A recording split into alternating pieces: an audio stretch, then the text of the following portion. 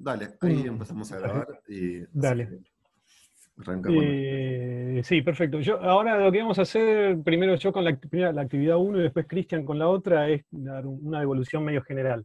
Y ahí vimos, yo por lo menos en la primera actividad vi eh, algunas cositas que se repetían en algunos. Entonces lo que voy a hacer es mostrar un poco esos puntos como para aclararlos. También estuvimos charlando con Cristian que, bueno, lo que hicimos fue tirarles un montón de, digamos, de nombres de instrumentos y que fueran a mirar en los manuales, pero muchos no sabían ni bien, o sea, no sabían ni para qué servía el instrumento, ni cuáles eran las cosas que medían, ni qué cosas podían medir. Entonces, ir a mirar un manual con cero información del equipo, ni siquiera verbal, es como un poco más complicado, ¿no? Uno cuando va a mirar un manual es porque lo tiene adelante, porque lo necesita usar ese equipo para algo y va por un sí o un no. Y después se adentra un poco más en la información.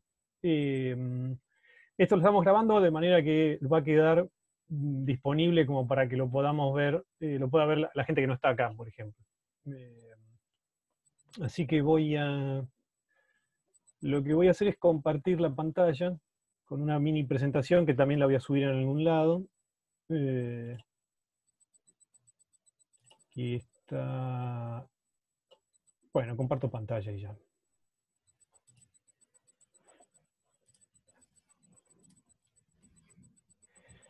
F5.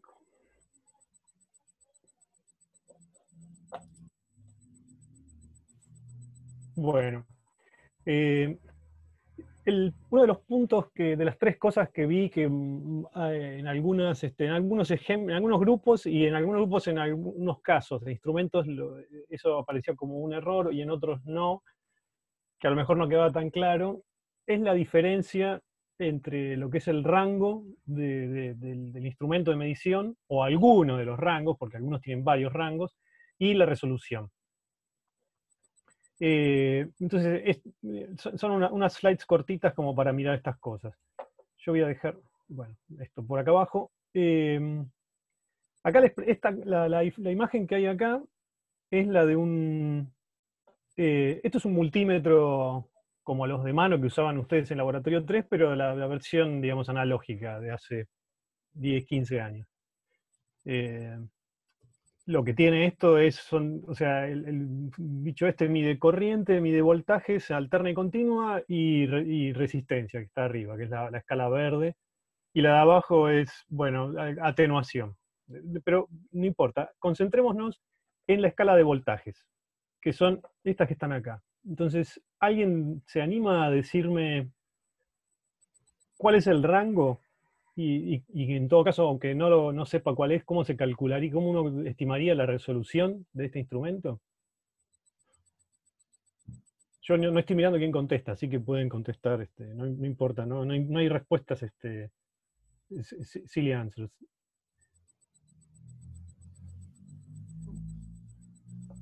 A ver por el chat si alguien dice algo. No dice nadie dice nada. Todos lo tienen claro. Buah, ahí va, alguien tiró algo. Bueno, 250 volts es el rango.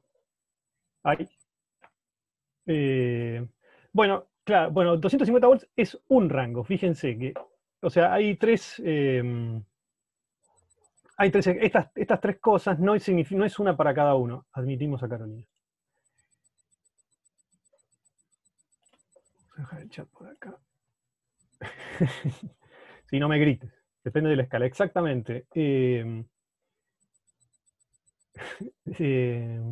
o sea, este instrumento, lo que no se ve acá es el selector que tiene abajo, generalmente está abajo de la escala, que es una ruedita donde yo puedo poner para medir voltajes entre 0 y 10 volts, entre 0 y 50 y entre 0 y 250.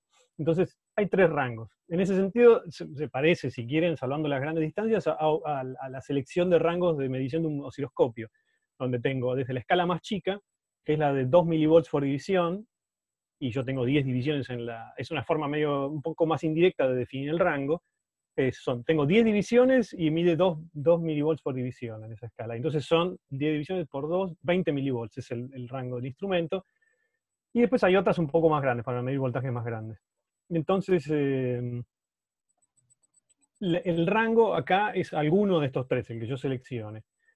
Y entonces la resolución, vamos a suponer que no sé, o sea, somos conservadores y que, digamos, yo puedo resolver cosas que están en las líneas estas. Dentro, o sea, lo que cae cerca de una línea. Y lo que cae, o sea, mi resolución es la de una de estas líneas. Entonces, ¿cuántas divisiones hay en total? Ahí tengo 10 hasta acá, 20, 30, 40, 50. O sea, todo el rango está dividido en 50 casilleros, si se quiere. Y entonces la resolución para cada una de estas escalas es el rango total dividido, bueno, estas 50 divisiones, ¿no? En este caso no es tan complicado, pero bueno, estaba la sutileza de que tengo tres escalas. Entonces, una cosa es el rango, que es toda la amplitud que el tipo puede medir. Acá mide entre 0 y 250. Nosotros en algunas de las placas de adquisición era como un voltaje positivo y negativo, medía entre menos 10 volts y 10 volts, o sea que el rango total son 20 volts, o entre menos 200 y 200 milivolts. Y bueno, entonces, en un instrumento digital es bastante parecido, ¿no? Yo tengo mi rango total, que es el rango de las medidas que tengo. Acá le puse X porque puede ser voltaje, puede ser, no sé, o una resistencia o una corriente. Es los extremos entre los que mide el instrumento. Por ejemplo, para fijar ideas, esto es ¿cómo me molesta la barrita del Moodle? El ejemplo acá está tomado de la placa esta, de la National Instruments, que el voltaje mínimo, uno de los rangos era entre menos 200 y 200 milivolts, entonces el rango total son 400 milivolts. Y como es un aparato, un digitalizador, lo que tengo son un montón de casilleros en eso. Y los casilleros estaban dados por una de las otras preguntas que les hacíamos, que era la cantidad de bits que tenía el conversor. Bueno, entonces si yo tengo un conversor de 12 bits, quiere decir que yo puedo separar todo el rango de medición en 2 a la 12. ¿No? Y eso es 4096. Entonces, así como en la escala de la aguja, yo tenía 50 divisiones para todo el rango, acá tengo 4096. Y entonces, eh, y dale con las cosas estas, perdón, ahí. La resolución es básicamente el rango dividido 2 a la n, donde n es el número de bits del conversor. En este caso, más o menos, si divido estos 400 milivolts por los 4000 casilleritos, que son los 12 bits, me da algo así como 100 microvolts, 0,1, es un poquitito menos, pero está por ahí. Esa es la resolución. Y depende, o sea, si a mí me piden la resolución máxima, es la división más chica. Y entonces para obtener la resolución máxima, yo voy a tener, si puedo, que irme a la escala, al rango más chico.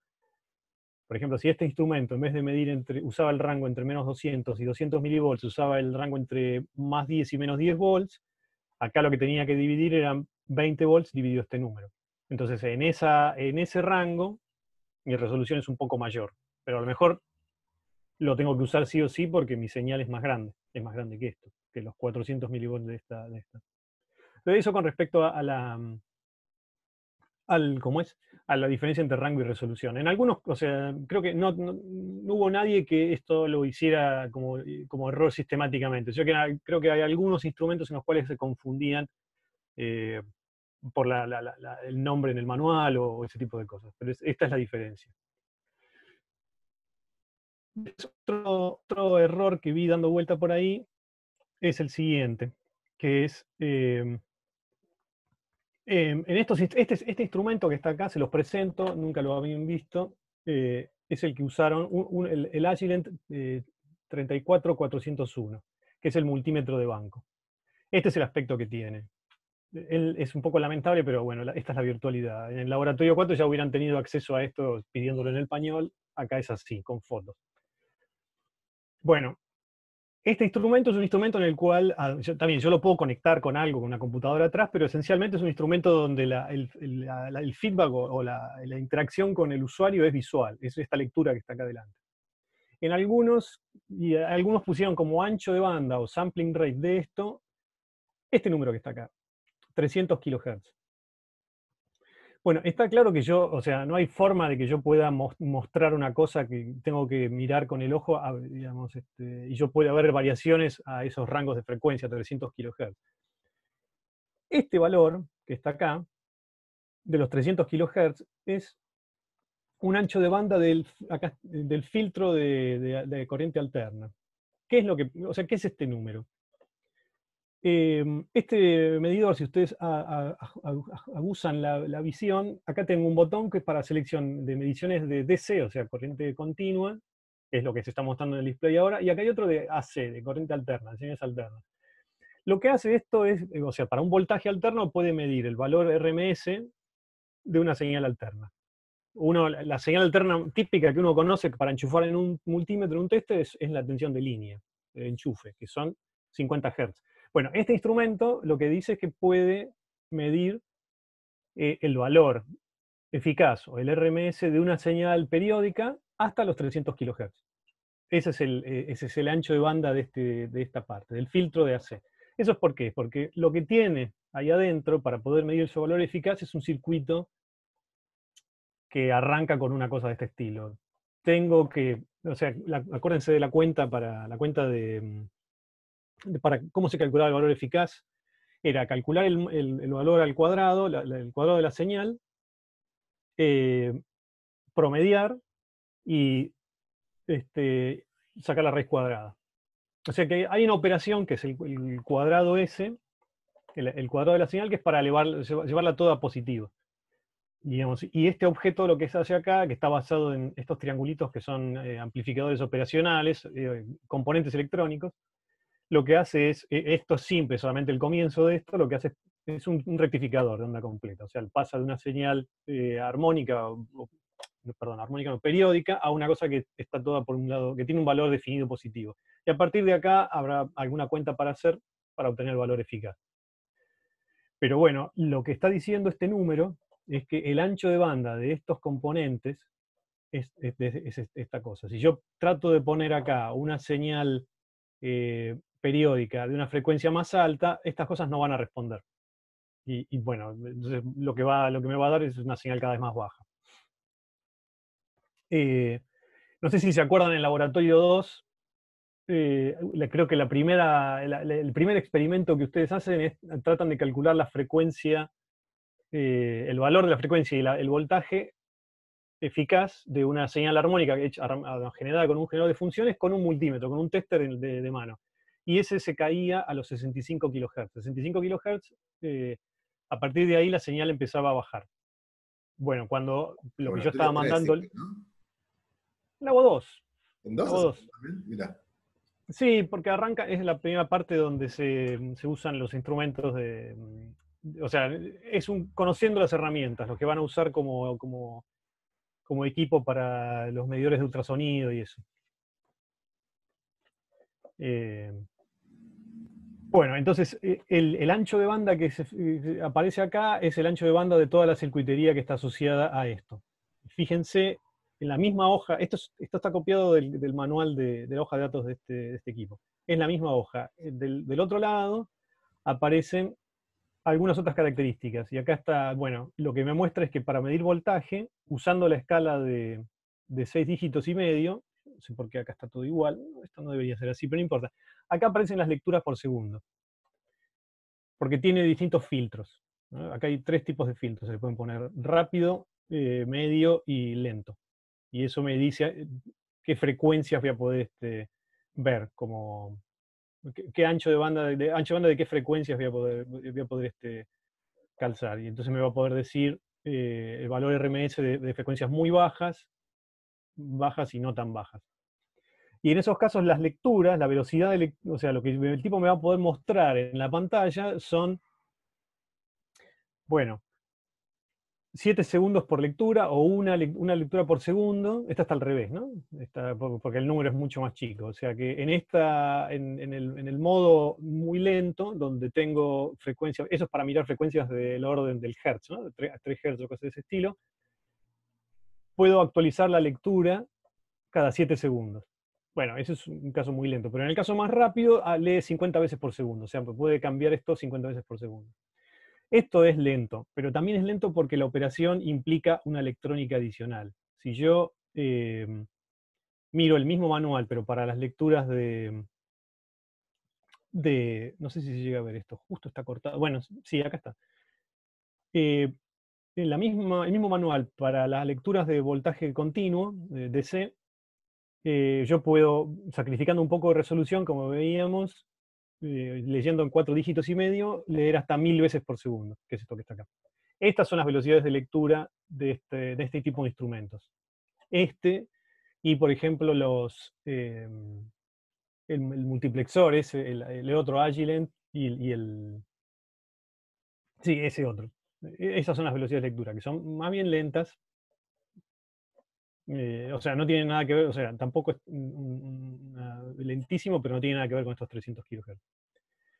Y por último, lo que iba a mostrarles es, en algunos de los grupos de ustedes dejaron eh, cuando se les pedía la cantidad de bits que tenía o la resolución del conversor analógico digital, lo expresaron en dígitos, que es lo que aparece, perdón, que voy a volver para atrás, en esta, en esta expresión, o sea, usando tantos dígitos. Esto claramente tiene que ver con la precisión, ¿no? Porque si uno tiene, eh, como dice acá, 3 dígitos, bueno, 3 o 4 dígitos, voy a poder escribir cosas que tienen este rango. Pero acá tengo un montón más. Olvídense de dónde están los puntos y las comas. Esto puede ser 1, coma y después un montón de cosas. O sea, tengo una precisión de 6 órdenes de magnitud, ¿no? Lo que quería contarles es un poco qué quiere decir esto de los dígitos, porque a veces, o sea, la nomenclatura es un poco confusa. Habla de dígitos y medio. ¿Por qué habla de dígitos y medio?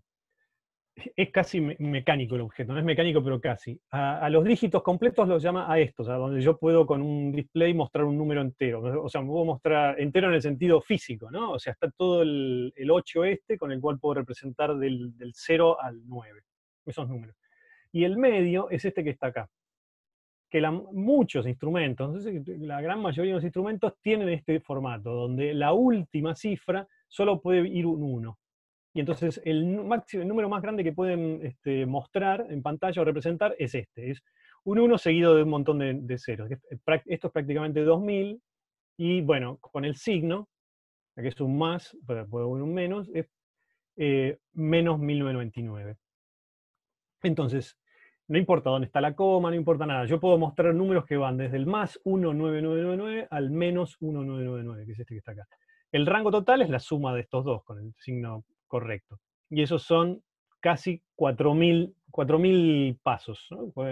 Llevo 4000 pasos en ir desde este número, que es casi 2000 negativo, hasta casi 2000 positivo. Bueno, ¿y eso a qué número en bits corresponde? Bueno, fíjense, 2 a la 12 son 4096. O sea que esta nomenclatura que habla de un, 2, 3 dígitos y medio, corresponde a una digitalización de 12 bits. Y este que está acá abajo, por ejemplo, que este es el mismo instrumento de la hoja anterior, este tiene 6 dígitos y medio, ¿no? 1, 2, 3, 4, 5, 6. Y el medio para el 1. Esto, en cambio, puede ir hasta, son casi 4 millones, ¿no? Ese es el número que puede representar. Y eso corresponde a 2 a la 22. Entonces, un display o un objeto que usa, digamos, hace uso no idiota de los 6 dígitos y medio, tiene un conversor analógico digital de 22 bits. ¿Está bien? Eso con respecto a algunas cosas técnicas de la entrega. Y lo otro que digamos que varios, 50% de la gente hizo es entregar una cosa que era como escueta, en el sentido de que no tenía ni nombre, ni título, ni descripción de lo que es. Les dijimos que no tenía que ser un informe, pero la idea es que, por ejemplo, imagínense que ustedes dentro de 6 años abren ese archivo y dicen, ¿qué era esto? Bueno, van a tardar 2-3 minutos y decir, ah, sí, esto era Laboratorio 4, que lo hice con fulano de tal, y en este ejercicio, era el primer ejercicio, y lo que había que hacer era esto. Bueno, si esa información está arriba de todo, que no ocupa más de 3 renglones, eso es lo que tiene que ir en la hoja esta. Nombres de ustedes, qué materia, la fecha, y digamos, una descripción de la tarea. ¿Está bien? Bueno, por mi parte, eso es todo. Esto después lo voy a subir por algún lado y esto va a quedar dando vueltas con ustedes para que lo puedan ver también los del otro, los que no vinieron acá o los que no asisten a las prácticas. Bien. Sí, Antes Cristian. de seguir, ¿no? por ahí, ¿alguien tiene alguna pregunta específica de esto? ¿Quiere hacerla antes de que yo pase al ejercicio 2 y los comentarios de ese ejercicio? Acá dijo, resolución sería como lo mismo que puedo diferenciar. Sí, bueno, exactamente, es eso. A veces se confunde un poco con bueno, cosas de ruido, ¿no? Con la precisión, porque, o sea, puede que yo tenga un instrumento de 22 bits de resolución, pero que los últimos dos, por ejemplo, esté todo el tiempo bailando por ruido. ¿Está bien? Sigo teniendo esa resolución, pero es la resolución es la resolución del digitalizador. No es que yo a veces no los puedo usar.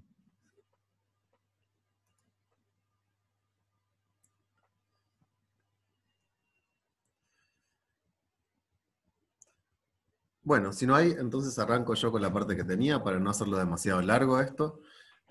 Más que nada les voy a mostrar algunos recortes de algunos gráficos, algunas ideas buenas y otras no tan buenas, cosas para evitar y cosas para copiar que hicieron otros grupos.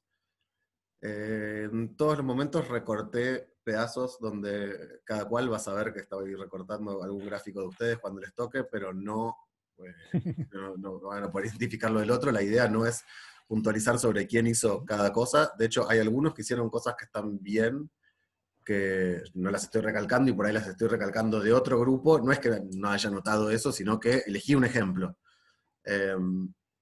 Así que con esa aclaración hecha, empiezo y les muestro algunas cosas. Muchas de ellas son, y entendemos, cosas que ustedes por ahí todavía no hacen, pero sí sabían hacer con alguna otra plataforma con la que graficaban.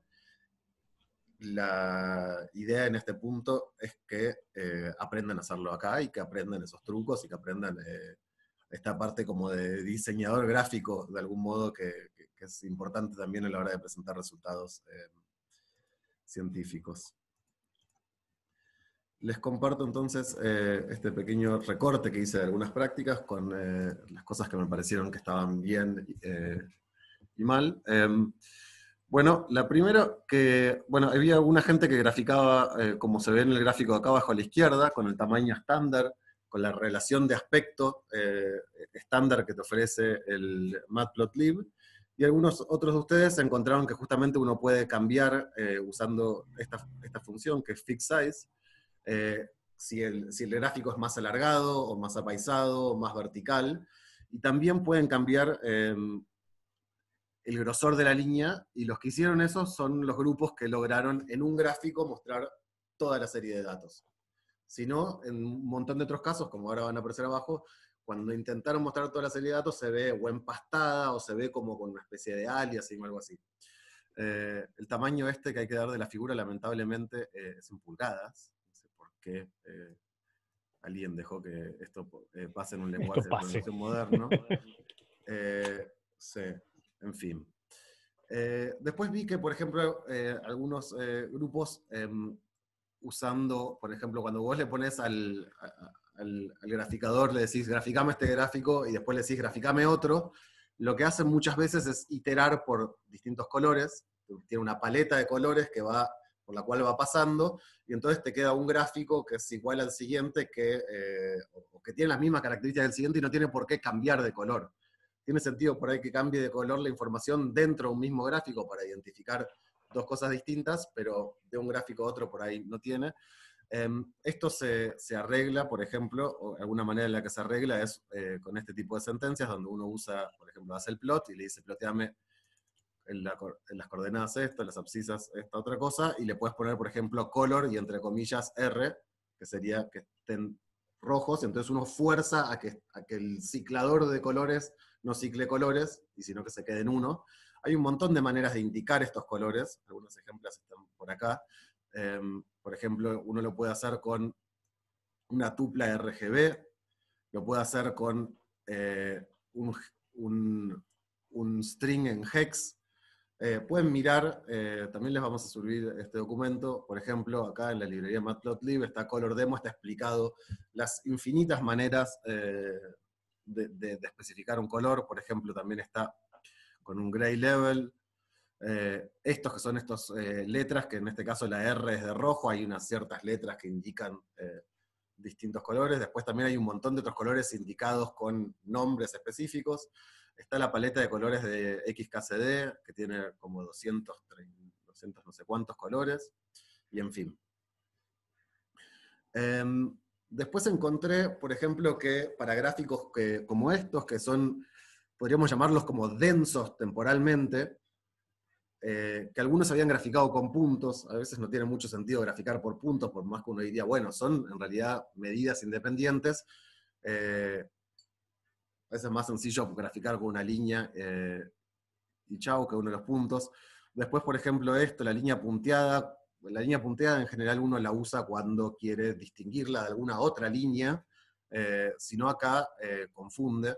Acá no confunde, pero tampoco sirve de nada, ¿no? Digo, acá parecería como que hay algún problema el gráfico de arriba parecería ser como que hay algún problema de sampleo de datos o de cómo se generó este gráfico y que entonces se Y genera aparecen justamente, como estructuras hablábamos, una especie de espurias. aliasing, perdón.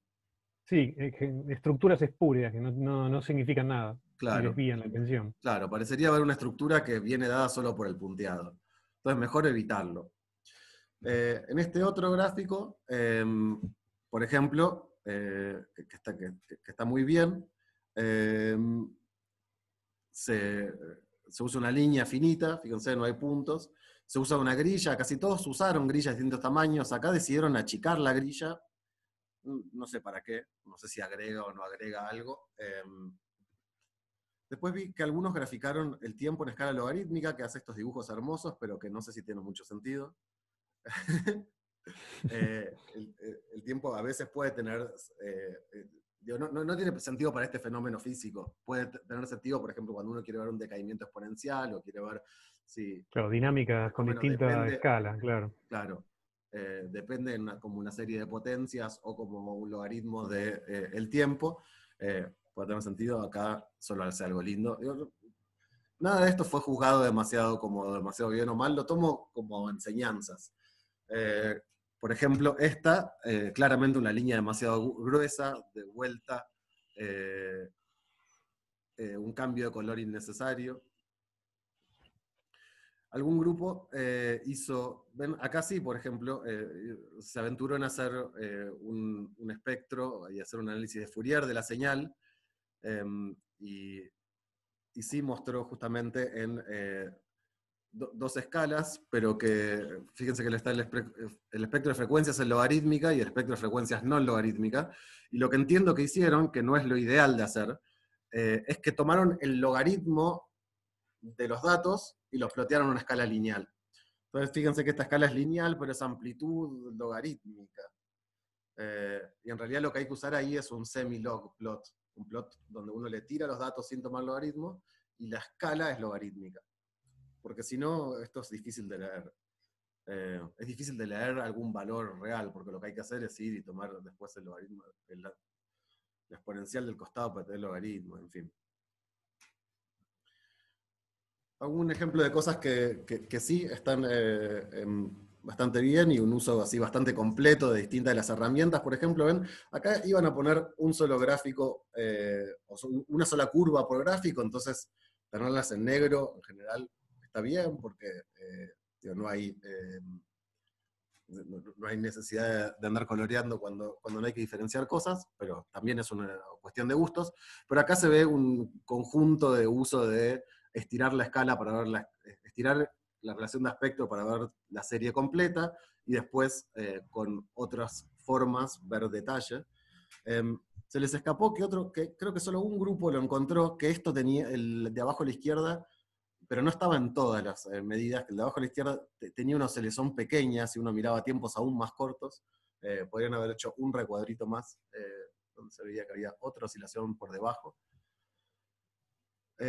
Otro ejemplo también de cosas que están bien, volviendo a lo que decía Richie, de cómo identificar su información.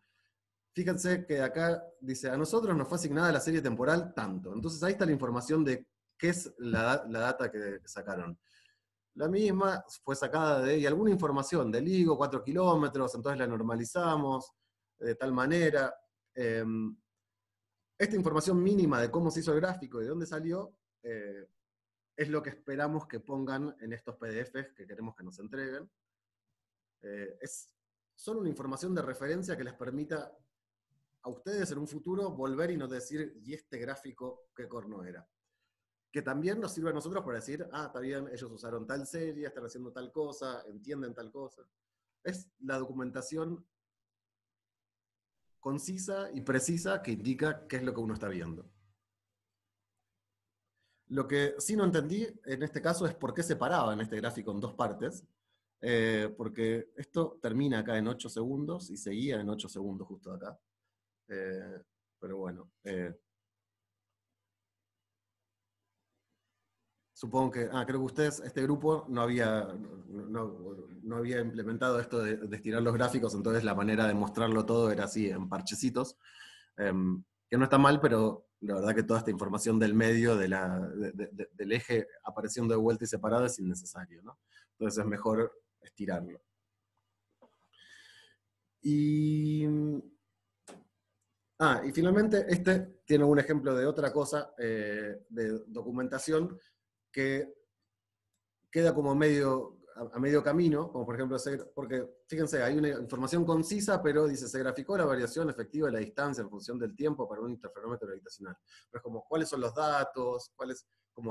¿Cuál fue la serie temporal? Como que esa información, hay una oración que no es larga, pero que tiene alguna información parcial, que le faltan algunos pequeños condimentos para estar perfecta. Y otra cosa que vi en estos y que también vi en otros, es, fíjense cómo exportan los gráficos y cómo los reimportan.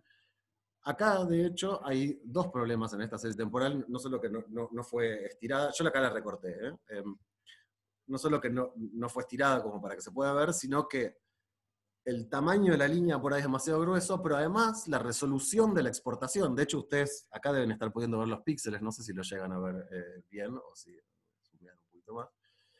Fíjense que se ve como medio borroneado todo, y eso es porque la imagen fue exportada en una resolución menor que la que después se estiró. Es algo que tienen que tener cuidado si usan específicamente formatos, si exportan a PNG o JPG, que son formatos de imágenes comprimidos. Si exportan a SVGs, por ejemplo, que significa Scalable Vector Graphic, que es un gráfico vectorial, como mencionábamos en la clase pasada, en principio es algo que tiene como resolución infinita de algún modo, porque la línea no está marcada con píxeles, sino con coordenadas de dónde a dónde va esa línea. Que a veces sirve y a veces no. Hay veces, por ejemplo, para este gráfico, un SVG puede ser muy pesado, porque hay un montón de puntos, y cada uno de esos puntos está por ahí sobre representado en un SVG, que con un PNG uno puede comprimir mucho más. Pero tiene que tener cuidado en fijarle la resolución de exportación a ese PNG. Bueno, esos son mis comentarios. Todos. No estuve viendo el chat mientras decía esto, así que no sé si hubo preguntas o comentarios o quejas. Si alguien tiene algo más para agregar o decir al respecto, escuchamos.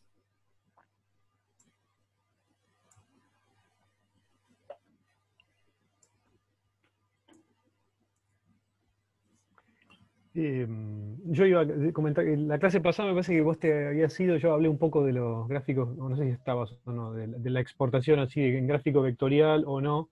Claro, pero justamente estos gráficos son un poco complicados porque tienen muchos puntos. Pero bueno, en ese caso la solución es exportarlo como imagen, pero bueno, claro, tener cuidado de cuál es la resolución. En todo caso, tener el gráfico guardado como un gráfico de Python y eventualmente fijarse cómo es que uno lo va, dónde va a querer ponerlo y de qué tamaño, y adaptar digamos, la resolución del guardado de la imagen a esa figura. ¿Algún criterio de cuándo usar SVG o PNG? dice, bueno, si vas a guardar un archivo de imagen, un PNG o JPG o lo que sea, la resolución de 300 a 600 dpi. Pero a veces, a veces confunde porque depende cuál es el tamaño de la imagen, pero básicamente ese tamaño, esa resolución está bien. Lo que pasa es que si vos tenés una imagen, suponete que tenés una... Muchas veces pasa, por ejemplo, cuando querés hacer una charla. Vos exportás o guardás no sé, una fórmula, se me ocurre. Una fórmula no la guardás como un gráfico vectorial, sino la guardás como un JPG, una formulita. Y entonces en algún lado la pones en un Word y aparece que está bien. Ahora después eso lo querés llevar a una presentación tipo PowerPoint. Y entonces la fórmula la vas a querer poner más grande en la pantalla. Bueno, lo que haces es estirarla como una imagen. Ahí aparecen los problemas, porque eso, o sea, está llevando el tamaño de ese objeto que guardaste a una cosa que es más grande, o sea, se empiezan a ver todas las fallas de esa imagen. Entonces, bueno, qué sé yo, la solución sería guardarlo en un formato vectorial. A veces las cosas no se pueden hacer así. Entonces, el criterio cuándo usar SVG o PNG, bueno, si vos tenés una imagen, una figura suponete, ¿no? Cristian, ¿vos podés poner de nuevo alguna de las imágenes de las tiras largas de datos? Sí. Yo mismo comparto. Esas tiras de datos, ¿cuántos datos eran? ¿Alguien se acuerda? Más o menos 30.000. ¿Habíamos hablado de eso? Esta, por ejemplo. No sé rápido, pero algo así. Está bien, pero, o sea, ella es un trabajo un poco más fino. Suponete que vos no querés, con esa imagen que estaba recién. Bueno, ok, claro, claro, van a ser 1.300.000 o 300. No, 130.000. Ok, pero igual son un montón. Entonces, con una imagen de esas, suponete, o sea, la opción, digamos, que no va derecho y dice, no, esto como un SVG va a ser pesadísimo. Entonces lo guardo como una imagen. Pero sin embargo, podés hacer otra cosa. O sea, no hay forma de que el ojo o una... salvo que haya un fenómeno muy particular, o sea, no hay forma de que el ojo pueda distinguir si vos esa imagen a veces lo podés subsamplear. ¿Entendés lo que digo? No mostrás muchas veces el origin te hace, yo me acuerdo que el origin decía, son más de 5.000 puntos, entonces estoy mostrando en pantalla menos de 5.000 puntos. Algo de ese estilo. No sé si querías que mostrar alguna en particular. Vamos a algunas de las largas. Bueno, esta particular podría ser, pero tiene Seguí bajando. Esta, por ejemplo, esta que está acá abajo, la azul. Uh-huh. Yo no sé, por ejemplo, acá es muy probable que por cada uno de los ciclos que tiene esta curva, que suben y que bajan, haya más de 50 puntos. O sea, esas oscilaciones están recontra bien definidas. A lo mejor si es solamente para mostrar en un archivo, uno puede sacarle puntos, graficar uno de cada 3, uno de cada De hecho, 5. fíjate que la escala logarítmica te revela que están súper bien sampleados en las primeras oscilaciones. Porque ahí ves lo Claro. suavecito que los tenés. Sí, es verdad, acá abajo en la curva verde. De algo Entonces, sirvió, ¿verdad? Inesperadamente. Entonces, es un trabajo adicional, pero a veces el resultado vale la pena. Porque si uno ya ha decidido que la figura que quiere mostrar, por ejemplo, en un póster para un congreso, por ejemplo, es esa y ya está, no la voy a cambiar, lo que puedo hacer es graficar uno de cada 10. Y si la figura tiene las mismas features, muestra lo mismo que mostraría la que tiene todos los puntos, bueno, está bien, es solamente una figura. En ese sentido, eso tiene un poco que ver con qué es lo que uno quiere ver de la figura. Si quiere ver la estructura general o si quiere ver alguna cosa, alguna medición, alguna medida particular. Eso también va al caso de, por ejemplo, ponerle grilla o no ponerle grilla. Fíjense que en este caso ponerle grilla no aporta tanto, porque yo no voy a estar midiendo algo sobre esta curva. Yo lo que veo es un patrón de oscilaciones. Y no quiero estar mirando si esta, la que viene en el tiempo en T igual 2000 es un poco más grande que la de 3000 y qué sé yo. Ahora, si yo lo que voy a mostrar en un gráfico es una curva o dos curvas que se separan y entonces voy a estar haciendo una discusión sobre cuántos milivolts, por ejemplo, decir algo, hay entre las dos curvas, ahí sí se justifica poner una grilla, o una grilla fina, donde ese número que yo estoy mencionando está claro visualmente. Mucho de esto parece ser, como dijo Cristian, diseñador gráfico. En las publicaciones, muchas de las cosas que uno quiere, digamos, que quiere contar en un trabajo entran por la parte visual. Y la diferencia entre un manuscrito con figuras muy bien pensadas y mostradas y, digamos, y diseñadas, y una cosa con figuras pobres, es enorme. Y sobre todo para la actitud del tipo del referee o algo de ese estilo. Entonces, es un trabajo que pareciera no ser netamente científico, pero tiene mucho que ver con lo que hacemos, con qué es lo que uno quiere mostrar y reforzar las cosas que uno quiere mostrar, y cuán bien quiere que se vean. Entonces eso, ¿cuál es el criterio para elegir un formato o el otro? En principio, siempre que se pueda, tratar de llevar a unas imágenes vectoriales. Y si no se puede, bueno. Sí, saber vender. Sí, vender o convencer rápidamente de lo que uno está diciendo en el texto. O contar, relatar, digo, no solo es, Sí. digo, por ahí vender, puesto así, puede parecerte una connotación negativa, pero buena parte de la actividad científica y como científicos es la de reportar y contar y informar cosas, y entonces informarlas con claridad y belleza ayuda, hace un buen trabajo.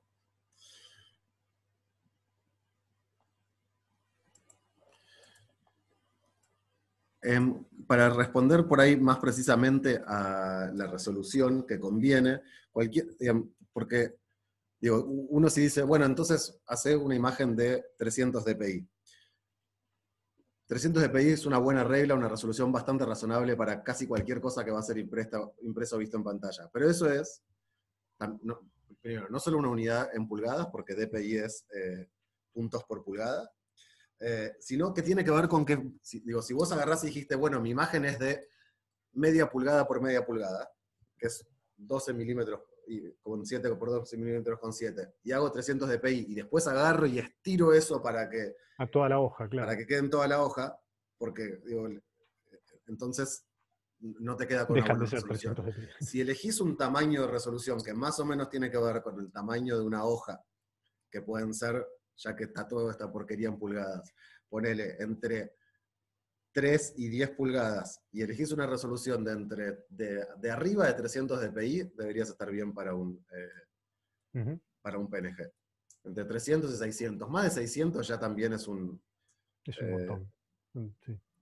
Es innecesario. Ahí Agustín cuenta que en Matplotlib hay un comando que se llama showEvery, y con eso es un modificador, entiendo, para figuras. Claro, que plotee cada X cantidad de puntos.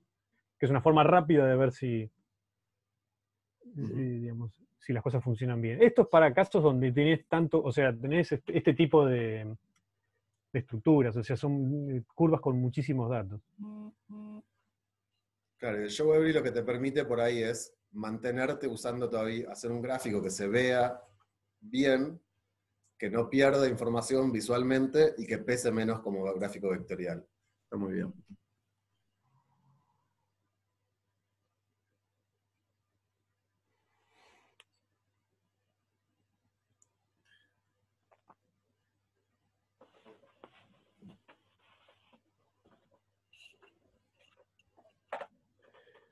Creo que Gabriel te respondimos, ¿no? Que dpi dots per inch. No, perdón, Bautista preguntaba.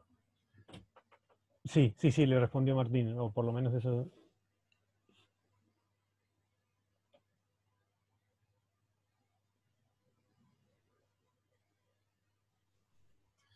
Sí, la resolución típica de las impresoras chorro de tinta, ponele, o de las impresoras láser, si no me equivoco, es 150. Digo, una impresión razonable.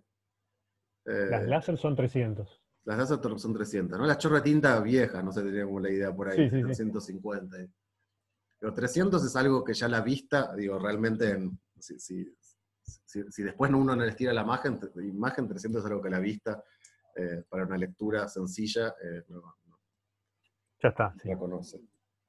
Más que eso.